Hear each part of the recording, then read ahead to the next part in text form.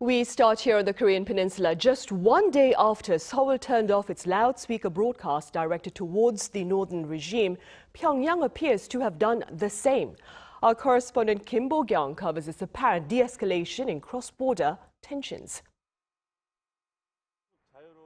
North Korea's first response to the new South Korean administration's move has been to mutually reduce tensions.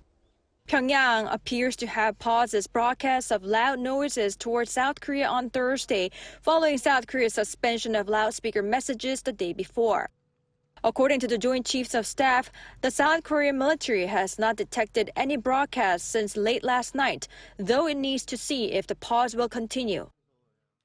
There are no areas where we can currently hear the broadcast, though it stopped late last night, and there were certainly no broadcasts early this morning or at dawn. It is uncertain whether this will continue in the afternoon. We're keeping a close eye on the situation.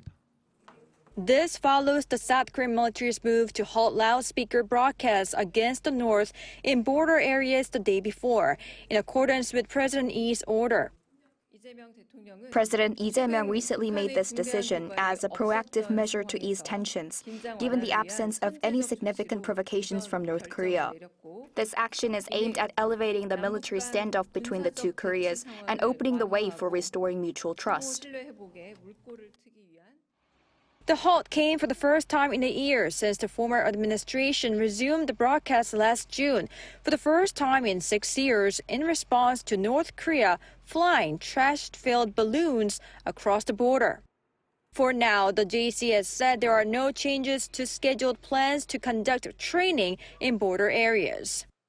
With the first step taken to allay inter-Korean tensions, eyes are on whether this could serve as a momentum for President Lee to push his presidential campaign pledge, reversing the full suspension of the September 19th inter-Korean military agreement. An expert says it won't be easy to do it quickly. If things develop further, the restoration of inter-Korean communication and liaison channels could pave the way for dialogue. However, I believe there are still many obstacles to fully restoring the September 19 military agreement. As restoring the agreement is something that cannot be done unilaterally or preemptively, the expert added it should be pushed forward in a planned manner. Kim Bo-kyoung, Arirang News.